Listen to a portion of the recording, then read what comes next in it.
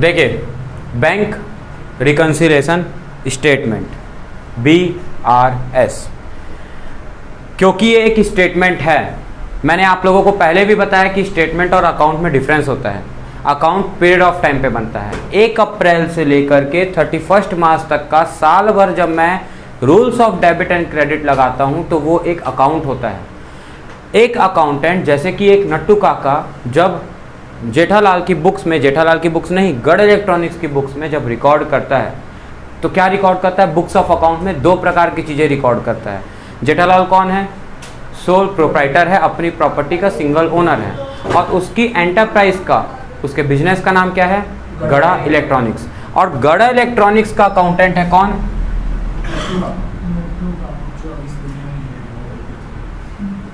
हाँ, अब वो इस दुनिया में नहीं रहे, दुख की बात है। बहुत अच्छे थे ये सेठ जी कहते थे मेरी पगार कब बढ़ाओगे। बेचारे बिना पगार बढ़ाए ही उनको जाना पड़ा, लेकिन बहुत अच्छे एक्टर थे, उनको सत सत नमन। अब ये जो नट्टू काका हैं, हम हैं ये नट्टू काका। कौन है हम हैं ये नट्टू काका, क्योंकि हम ही तो अकाउंटेंट हैं। अब हम अकाउंटेंट किसके हैं?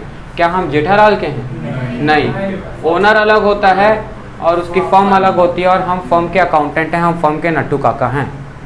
अब क्योंकि हम नट्टू काका हैं तो हमारा काम है इसकी बुक्स ऑफ अकाउंट बनाना। किसकी? गढ़ इलेक्ट्रॉनिक्स की। क्या बनाना? Books of account. हम बिल्कुल बुक्स ऑफ अकाउंट बनाते हैं। बुक्स ऑफ अकाउंट के लिए हम लोग क्या फॉलो करते हैं? Accounting process. क्या फॉलो करते हैं? अकाउंटिंग की प्रक्रिया। उस प्रक्रिया को हम बोलते हैं अकाउंटिंग का प्रोसेस। वो क्या होता है? Identification, recording, classifying,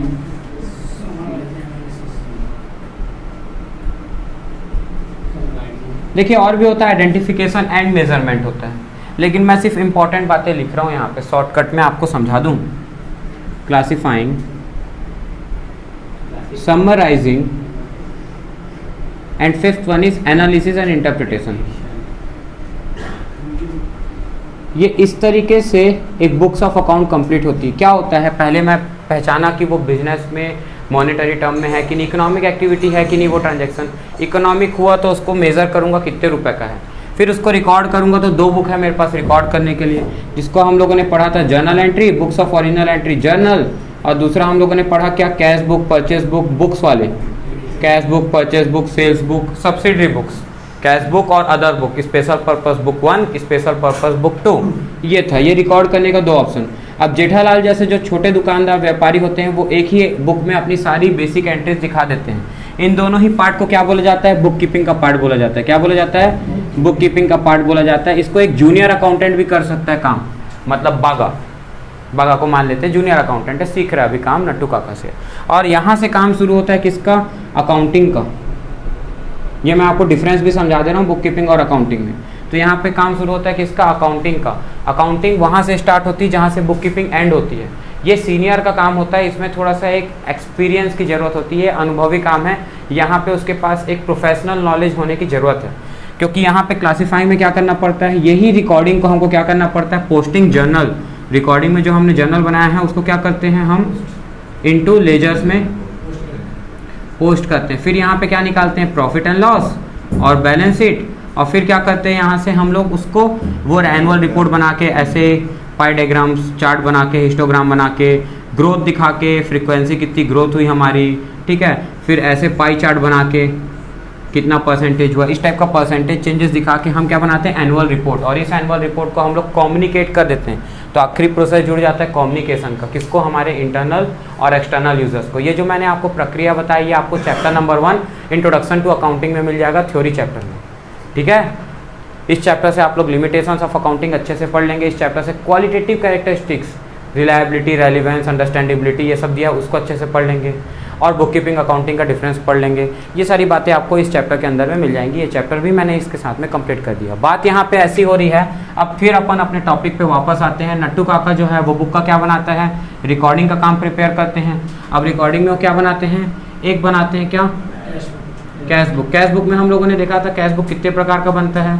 single column cash book बनता है और डबल कॉलम कैश बुक बनता है। सिंगल कॉलम कैश बुक में क्या होता है, सिर्फ कैश कॉलम होता है, लेकिन डबल कॉलम कैश बुक में कैश कॉलम भी आ जाता है और बैंक कॉलम भी आ जाता है, डबल कॉलम आ गया। तो अब क्या होता है, ये जो कैश बुक है, कैश बुक कौन मेंटेन करता है, firm. Cash book is being maintained by, मतलब मेंटेन करा, भाई फर्म अपने अकाउंटेंट से अपने लिए मेंटेन करवा रहा है, तो कौन मेंटेन करता है, एक प्रकार से हम बोल सकते हैं firm. Firm maintains cash book.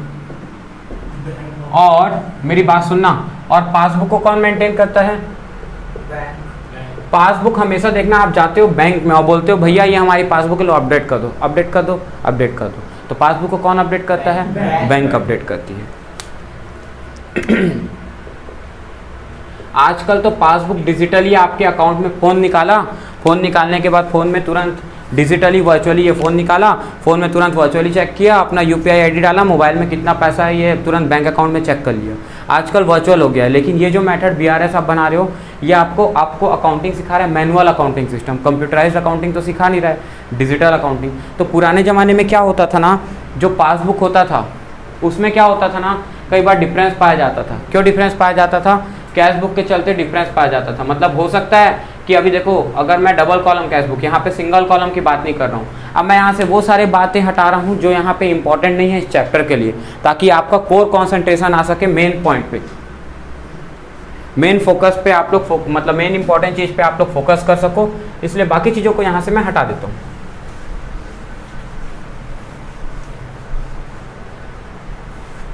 देखिए सिंगल कैश बुक का भी यहाँ कोई काम नहीं है, यहाँ पे काम है डबल कैश बुक का, और डबल कैश बुक का भी किस कॉलम का काम है मालूम, बैंक कॉलम का। कैश कॉलम का भी कोई काम नहीं। क्या बोला, समझ आया इतना? तो बैंक कॉलम में क्या होता है, आप क्या किए, हमारा नट्टू काका ने क्या किया था, अभी चेक डिपॉजिट करा दिया था बैंक में। सुनना मेरी बात, हमने क्या किया था, हमने चेक, सुनना एक लाइन लिख रहा हूँ, check deposited into bank but not yet credited by bank. अब इस लाइन को समझाऊं, इसके पहले समझ लो थोड़ा सा डेबिट और क्रेडिट में अंतर होता है।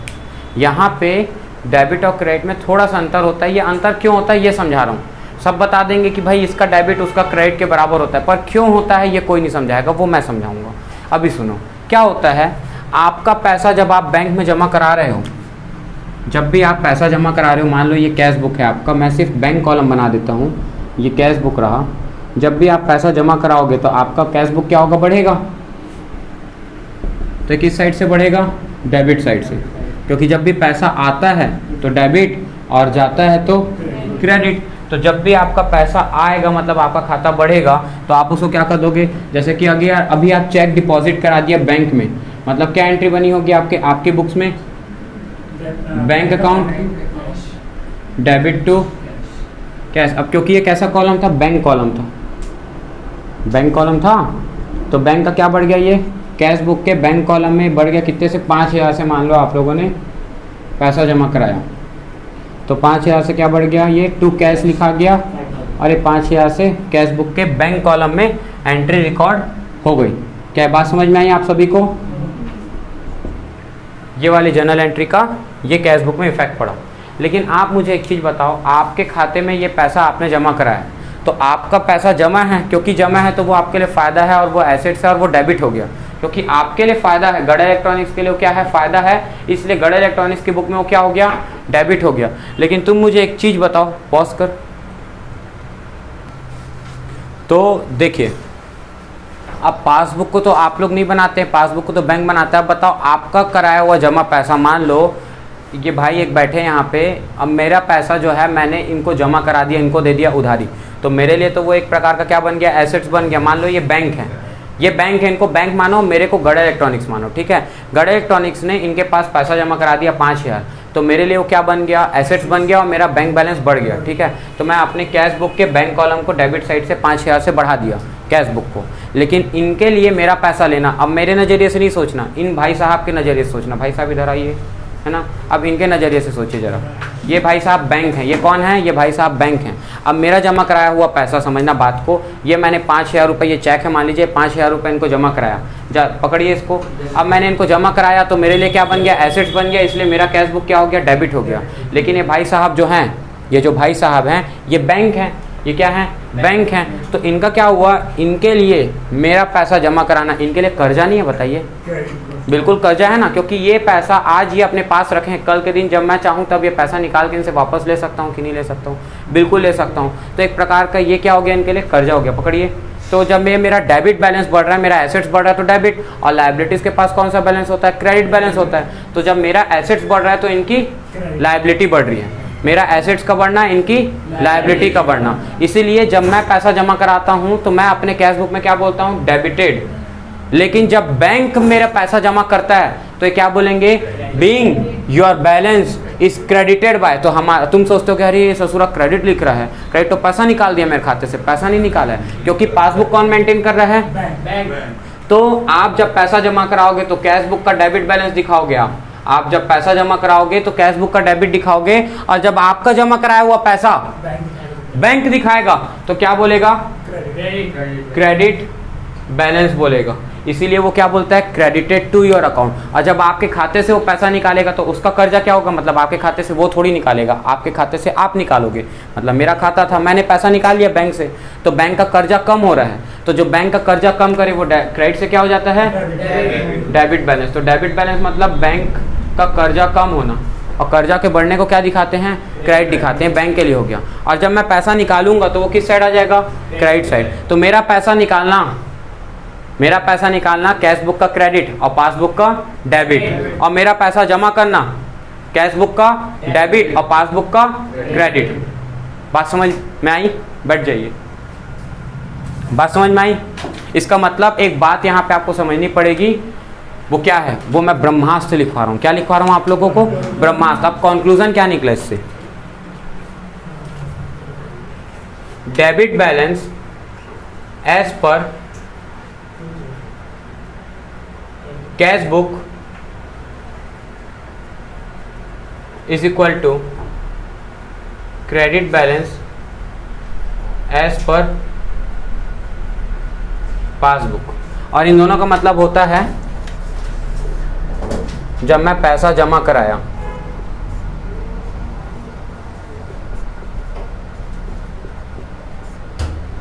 पैसा जमा कराना या पैसा जमा कराया, तो मैं क्या दिखाऊंगा, debit balance as per passbook या debit balance as per cash book या credit balance as per passbook दिखाऊंगा। और जब मैं पैसा निकाल लूंगा, पैसा जमा कराना, अब यहाँ लिखता हूँ मैं क्या, पैसा निकालना, पैसा निकालना। तो जब मैं पैसा निकाल लेता हूँ तब मैं क्या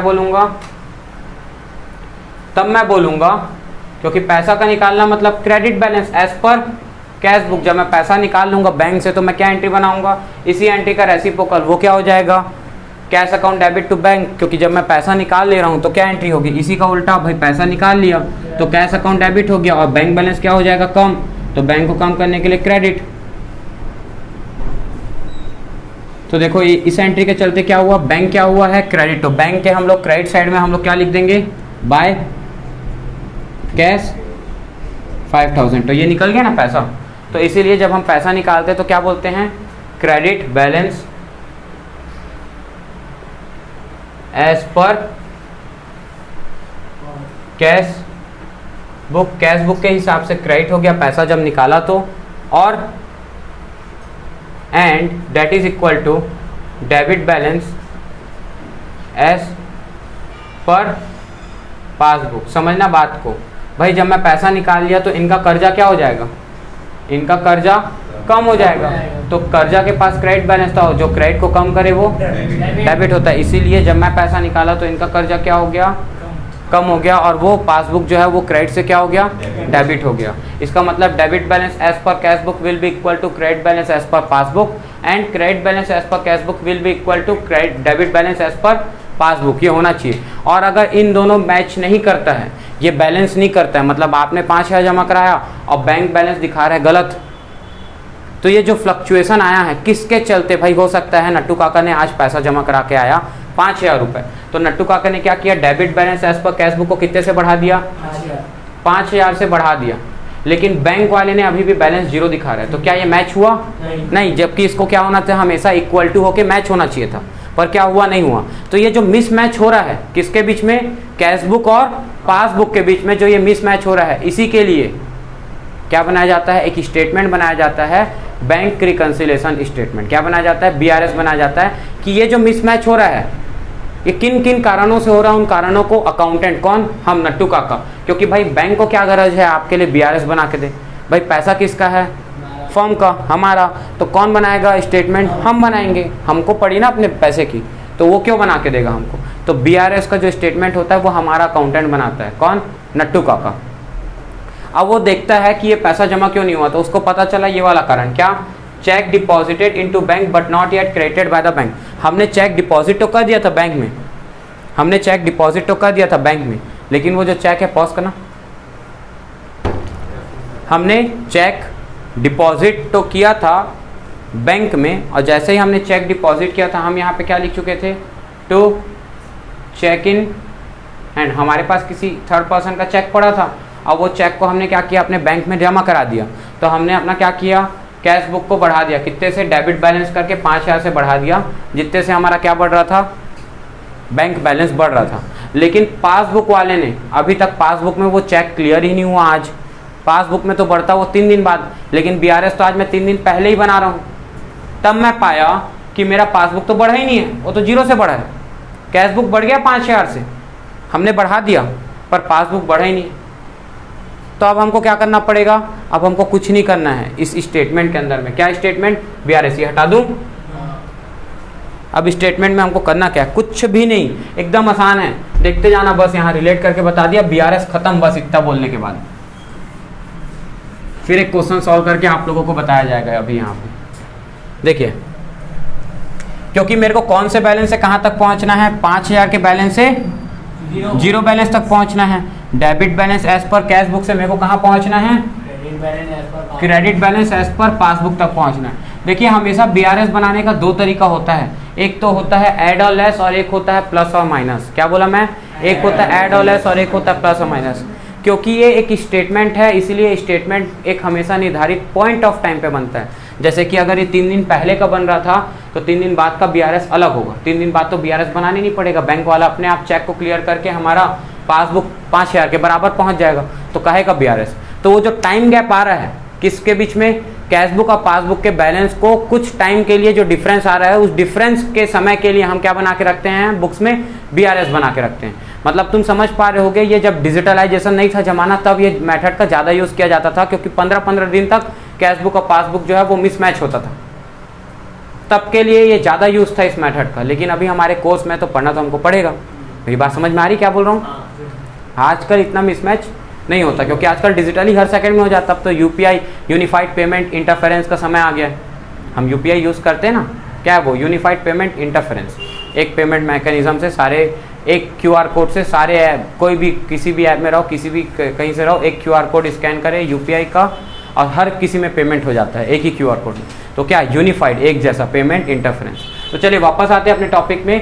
तो आप लोगों को कभी भी ऐड और लेस नहीं बनाना है। मजे की बात आपको बता दूं, आपके बुक के TS ग्रिवाल या फिर बाकी बुक जो आप फॉलो कर रहे हैं उसमें आपको ऐड और लेस ज़्यादा दिया है, पर उस मेथड में आप कंफ्यूज होंगे। और जो मैं अभी आपको मेथड बता रहा हूँ, ये मेथड कम दिया है। इसमें भी 2 प्रकार के मेथड बनते हैं, एक नॉर्मल क्वेश्चन, एक ओवरड्राफ्ट क्वेश्चन। एक नॉर्मल क्वेश्चन का BRS और एक ओवरड्राफ्ट क्वेश्चन का। अभी जो मैं आप लोग को बता रहा हूँ ये नॉर्मल क्वेश्चंस बनेंगे। कुछ क्वेश्चंस बाद आपके क्या बनने शुरू हो जाएंगे? ओवरड्राफ्ट के क्वेश्चंस बनने शुरू हो जाएंगे। तो उसको मैं आपको बाद में बताऊंगा। अब देखिए यहाँ पे क्या होता है, सबसे पहले क्योंकि एक स्टेटमेंट है, ये एक निर्धारित टाइम पॉइंट ऑफ टाइम पे बनता है, तो यहाँ पे हम लोग लिखते हैं बैंक रिकंसिलिएशन। देखो, रिकंसिलिएशन और रेक्टिफिकेशन में अंतर होता है, मैं आपको समझा देता हूँ। मैं एक एक बात आप लोगों को क्लियर रखना चाहता हूँ, इसलिए इतना सारा मैं आप लोगों के लिए बोलते रहता हूँ। अब रिकंसिलिएशन मतलब होता है हम अपनी याददाश्त के लिए रिकंसाइल कर रहे हैं। रिकंसाइल मतलब सुधार नहीं रहे हैं गलती को, रेक्टिफाई नहीं कर रहे हैं कि हम पता चल रहा है जाए गए बैंक में, अब बैंक वाले को 2 झापड़ मार के आए और 5,000 को बढ़ा दिए, ये नहीं करके आ रहे हैं। वो होता है रेक्टिफिकेशन, सुधारना। है ना, लेकिन हम रेक्टिफाई नहीं कर रहे हैं। हम क्या कर रहे हैं, वो जो मिसमैच हो रहा है उस मिसमैच के कारण को जान के एक दूसरे बैलेंस के बराबर में अपनी याददाश्त के लिए रिकंसाइल करने के लिए लिख रहे हैं, बस अपने पास लिख के रख रहे हैं ताकि हिसाब किताब रहे कि हाँ हाँ इन कारणों से मिसमैच हुआ है, कोई घपला नहीं है। इसीलिए हम उसको रिकंसाइल कर रहे हैं, ना कि रेक्टिफाई। बात समझ में आई? रिकंसिलेशन मतलब समझ में आया? अपनी याददाश्त के लिए चीज़ों को बस अपने पास मेंटेन करके रखना ताकि एक हिसाब किताब रहे, उसको बोलते हैं रिकंसिलेशन। तो बैंक से हमने रिकंसाइल किया किसको, अपने कैश बुक को। पासबुक से किसको रिकंसाइल किया, अपने कैश बुक को, और उससे जो मिसमैच हुआ उस मिसमैच को एक बैलेंस से दूसरे बैलेंस के लिए यहाँ पे हमने क्या लिख दिया, प्लस और माइनस। क्यों प्लस और माइनस लिख रहे हैं, क्योंकि जब भी स्टेटमेंट होता है वहां पे rules of debit and credit follow नहीं होता है। अकाउंट में rule of debit and credit follow होता है। अकाउंट साल भर बनता है 1 अप्रैल से 31 मार्च, पर स्टेटमेंट एक पॉइंट ऑफ टाइम पे बनता है। जैसे अगर ये स्टेटमेंट बन रहा है 31 मार्च का 2010 का, तो 31 मार्च 2010 का ये क्या है, BRS है। 1 अप्रैल 2010 का मतलब एक दिन बाद का BRS अलग होगा। तो BRS हमेशा एक निर्धारित पॉइंट ऑफ टाइम पे बनता था। जैसे बैलेंस शीट भी एक स्टेटमेंट है, वहाँ भी rule of debit and credit follow कहाँ होता था, वहाँ तो rule of assets equal to liabilities plus capital लगता था। इसी प्रकार से यहाँ भी डेबिट एंड क्रेडिट फॉलो नहीं होता, यहाँ पे क्या लगता है, प्लस एंड माइनस। पहला वाला कॉलम किसका होता है, प्लस का होता है, और दूसरा वाला कॉलम किसका होता है, माइनस का होता है। यहाँ पे बस आप चुपचाप पर्टिकुलर्स लिख दीजिए और कुछ नहीं करना होता, ठीक है। कुछ डेट का कॉलम नहीं, कुछ नहीं, बड़ा आसान है। अब देखिए यहाँ पे हाँ आप चाहो तो आप यहाँ पे डेट मतलब लिख सकते हैं, पर आप नंबरिंग दिया रहेगा, आपको डेट लिखने की जरूरत नहीं पड़ेगी, और ये आपको बनाने की जरूरत नहीं पड़ेगी।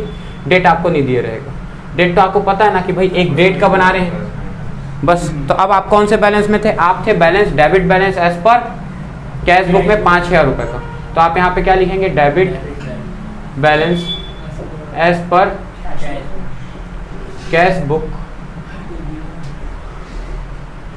Debit balance as per cash book के हिसाब से कितना रुपए का, प्लस इसलिए लिखा क्योंकि डेबिट बैलेंस मतलब हम बना रहे हैं, तो हमारे लिए हमारा बैलेंस क्या है, प्लस बैलेंस है ना, डेबिट मतलब प्लस, ठीक है। और आंसर हमारा क्या आएगा, क्रेडिट बैलेंस एज पर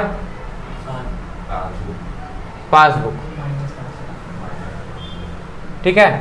ये इसके बराबर credit balance as per passbook के बराबर हमको पहुंचाना है, किसको, इस 5000 के बैलेंस को, ठीक है।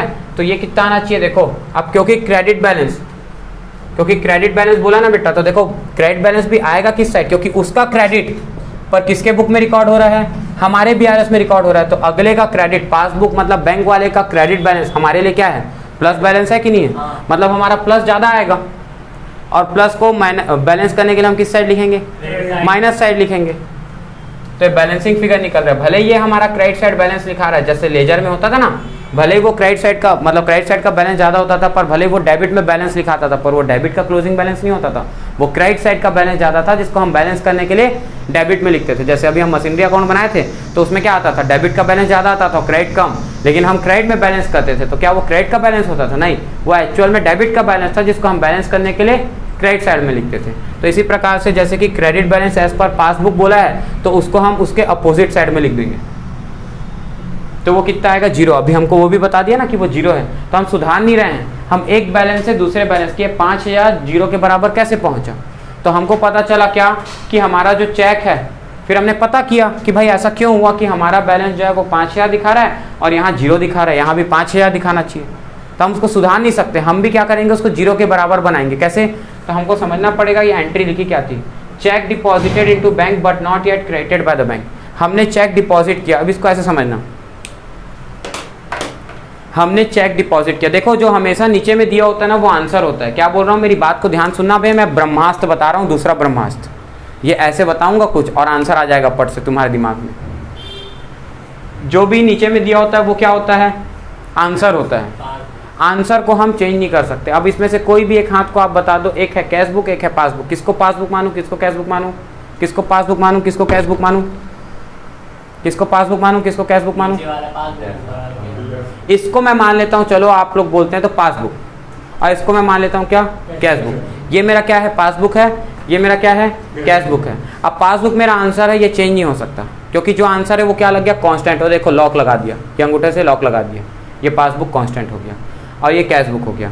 जब नट्टू काका 5000 रुपये जमा कराए किस में, कैश बुक में, मतलब भाई पैसा जमा कराया बैंक जाके, तो घर आकर के मतलब वो दुकान में बिजनेस में वापस आके, गढ़ इलेक्ट्रॉनिक्स में वापस आके वो क्या किए होंगे, कैश बुक को 5000 से बढ़ा दिए। कैश बुक का कौन सा कॉलम, बैंक कॉलम को, कैश बुक के डेबिट साइड के बैंक कॉलम को 5000 से क्या कर दिए, कैश बुक को बढ़ा दिए। पर क्या पासबुक बढ़ा? अब पासबुक में क्या लगा हुआ है, लॉक लगा हुआ है, तो हमको वापस क्या करना पड़ेगा, इन दोनों को बराबर लाने के लिए कैश बुक को 5000 से माइनस करना पड़ेगा, क्योंकि ये नहीं बढ़ सकता, क्योंकि पासबुक नहीं बढ़ सकता। क्यों? क्योंकि वो आंसर में दिया हुआ है, वो नीचे में दिया हुआ है, और जो भी आंसर रहेगा वो क्या रहेगा, लॉक लग जाएगा, वो चेंज नहीं हो सकता। क्योंकि हमारा क्या बढ़ गया था, कैश बुक बढ़ गया था, तो अब हमको कैश बुक को ही कम करना पड़ेगा। अंत में हमको क्या करना है, दोनों को बराबर लाना है। अब ये तो नहीं बढ़ सकता क्योंकि इसमें लॉक लगा है, तो क्या करो, इसी को कम कर दो। तो ऊपर वाले में ही प्लस और माइनस होता है, ऊपर में जो भी टर्म होता है ना उसी में प्लस माइनस होता है। अगर यहाँ पासबुक होता तो कौन चेंज होता, पासबुक चेंज होता, फिर कौन कांस्टेंट होता, कैश बुक कांस्टेंट होता। जो नीचे में दिया होता है ना बेटा, उसको बोलो आंसर। जो नीचे में दिया होता है ना वो कांस्टेंट रहता है। यदि यही पासबुक ऊपर में लिखा होता तो कैश बुक नीचे में लिखा होता, तो कैश बुक कांस्टेंट हो जाता। ये देखो, अगर मान ले यही पासबुक ऊपर में होता और नट्टू काका किस में बढ़ा के आ गए होते, देखो देखो क्या बोला मैं, कैश बुक कांस्टेंट। अब वही अगर क्या होता, कैश बुक 5000 से बढ़ जाता, नट्टू काका बढ़ा देते। ये चेंज कर दिया तेरे लिए, अभी चेंज कर दिया, फिर इसको वापस लिख दूंगा। अब यही मान ले कैश बुक नीचे में दिया होता और पासबुक ऊपर में लिखा होता, अभी भी क्या होता, नट्टू काका ने चेक डिपॉजिट करके आया बैंक में, पर अभी तक वो बैंक में क्रेडिट नहीं हुआ। देख, बट नॉट येट, अभी तक not credited by the bank, मतलब बैंक ने अभी तक उसको क्या किया है, क्रेडिट नहीं किया है। मतलब बात समझना, बैंक क्या बनाता है, पासबुक। ये रहा पासबुक और ये रहा कैश बुक जो हम बनाते हैं। तो नट्टू काका ने जैसे ही पैसा जमा कराया, कैश बुक को क्या कर दिया, 5000 से बढ़ा दिया। पर क्या पासबुक बढ़ा है, नहीं। लेकिन तेरा आंसर क्या है, कैश बुक। तो कांस्टेंट कौन रहेगा, जो बढ़ चुका है। क्या कैश बुक को अब तू कम कर सकता है, नहीं। अब तेरे को क्या करना पड़ेगा, पासबुक को 5000 से बढ़ाना पड़ेगा। तो जो आंसर है वो कांस्टेंट रहेगा और जो ऊपर में रहेगा वो बढ़ जाएगा। अब नॉर्मल कर दो इसको, हमने पहले क्या लिखा था, कैश बुक। फिर इसको सुन लो एक बार, फिर इसको सुन लो, कुछ नहीं होता, बार बार सुनोगे, करत करत का अभ्यास के दिमाग खुल जाता है। अब क्या हो गया, कैश बुक है, अब पासबुक कांस्टेंट है। फिर देखो ये क्या था, पासबुक, ये क्या था, कैश बुक। कैश बुक बढ़ गया 5000 से, पासबुक क्या है, आंसर है कांस्टेंट, पासबुक नहीं बढ़ा। हमको कैश बुक को क्या करना पड़ेगा, 5000 से माइनस करना पड़ेगा, ताकि हम किसके बराबर पहुंचा सके, पासबुक के बराबर पहुंचा सके। समझ आया? तो इसलिए मैं इसमें क्या करने वाला हूँ, यहाँ पे लिखने वाला हूँ पहला टर्म, चेक जो लिखा है ना क्वेश्चन में उसको एज इट इज उतार दो। ये क्वेश्चन था, चेक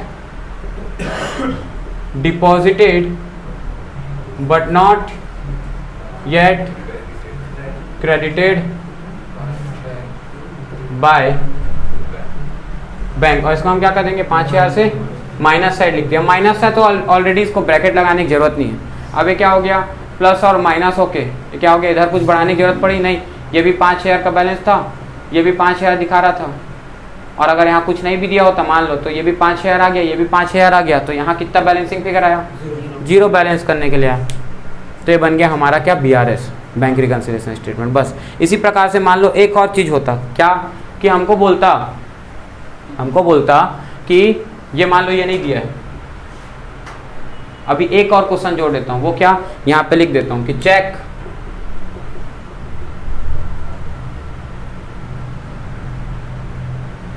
बैंक, सुनना क्या बोल रहा हूँ, ध्यान सुनना, bank deposited ₹100 as interest but not yet